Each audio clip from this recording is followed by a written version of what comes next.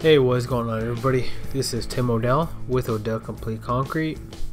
Here we are in, I would say, basically part 2 of this little backyard project we were doing. In the first part, we just did a little concrete patio slab with a drain in the middle, and then the drain ran all the way out to the city gutter system. Now what you see us doing is we're just digging the trenches for this planer block wall that the homeowners also wanted to put in. It's going to be pretty relatively small. It's only going to be about 3 courses, and we're just going to do a little simple 1 foot by 1 foot wide footing. Probably a little bit of an overkill of a planer block wall, but either way, it'll be a nice little footing for this planer block wall. We also will be putting 3/8 rebar in the footing, and then every third cell we'll be placing a rebar, a vertical rebar. That's what's going to really hold and lock the block wall all together. What we also plan on doing with this planer wall is we're going to be doing a stucco finish. We're going to do a brown coat and then a finish coat, which will be the finished look. And it's just going to be a simple white smooth finish with a very minor hint of texture. Alright, so the last thing we did today was we did get the block wall trenches all dug out because we're going to be pouring the footings and wet setting the block as we pour out the concrete slab. So we got string lines ran to every corner all the way down to there. It's going to be a little planer bed with a stucco finish. See, we have all of our vertical rebar ready to go in and our rebar in the footing as well.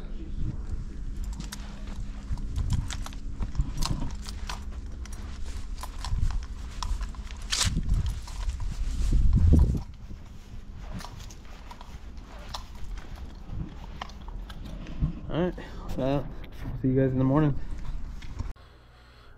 Alright, so here we are the next day, pouring out the footing.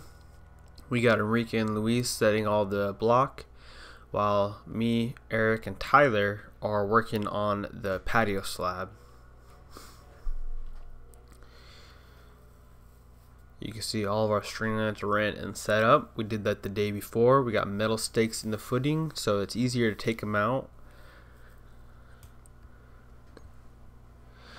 And what was nice about doing the block wall and the patio pour at the same time was that we got to just bring in a full truck for the foundation of this planer wall and the patio. So it saved us a lot of labor. Instead of having to hand mix this whole footing, we were able to utilize the concrete patio pour to pour out this footing, which really saved our backs. So basically we got some guys on the patio pour, and then we have some of us working on wet setting all of the block in. And then as we did wet set all of the block in, we started filling up the cells with some concrete just to strengthen up this wall as well. And then we will be filling up even more later on.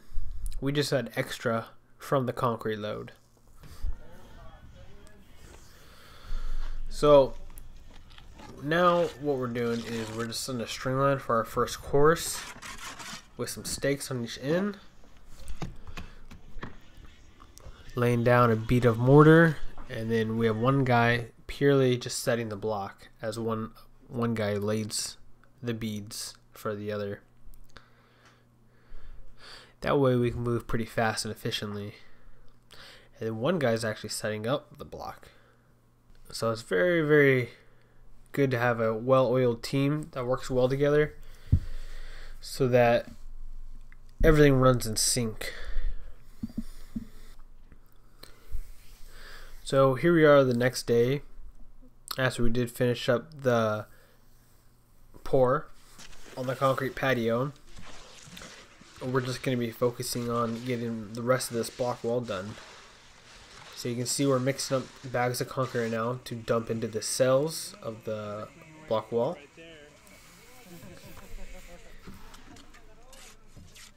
because that's actually the finished height. We did all of the courses in one day as we were doing the patio pour. And then the next day we just filled up the block wall with concrete to make it even more structurally strong. And then what you can see what we're doing right here is a very important step when you want some clean stucco finished corners. If you want your tops and corners to look really nice and straight, you gotta put these metal corners on, and it just looks a lot better that way. So as some of us are setting up the metal corners and tapping those into the block, so the rest of us are coming behind him and putting on the brown coat. The nice thing about doing the stucco on this day was the fact that it was drizzling a little bit on us all day. It started actually coming down kind of hard right now. You can see the guys put up a little tent to pretty much just cover themselves. It's good for the wall to get wet as we're doing the stucco process. It's good to keep it moist. It helps the curing process. We actually got some rapid curing stucco as well because we want to get the final coat on.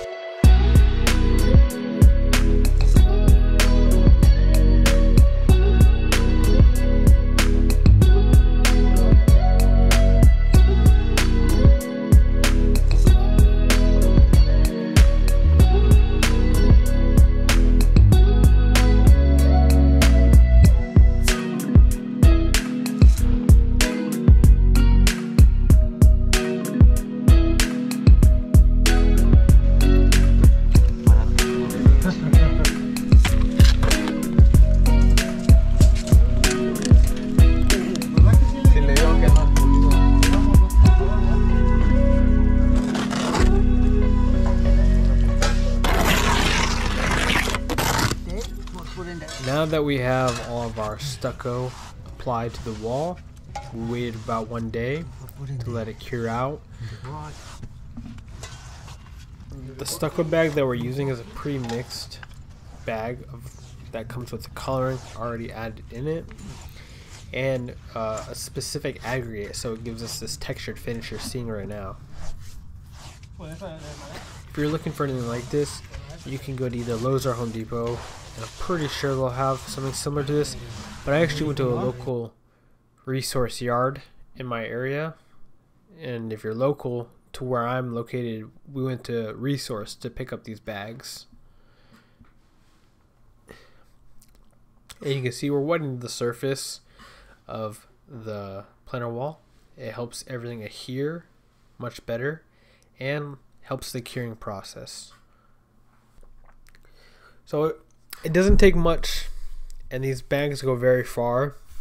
I think we used maybe 2 bags for this whole planter wall, and this planter wall was about 90 linear feet. But you also got to take into account on how many courses you're going to be doing. We only did 2 courses and then 3 on the other side, so 2.5 courses in total really. And then you do want a specific sponge float that you can get from Home Depot or Lowe's as well to get a certain type of textured finish you're looking for. I believe the green one is more of a rough and the red is more of a fine finish. Anyways, this is your final product. Hope you guys all enjoyed the video. Make sure you guys like, share, subscribe, comment any questions you may have about the stucco job. And we'll see you guys on the next Odell Complete Concrete video. Alright, have a good one. Thank you. Bye.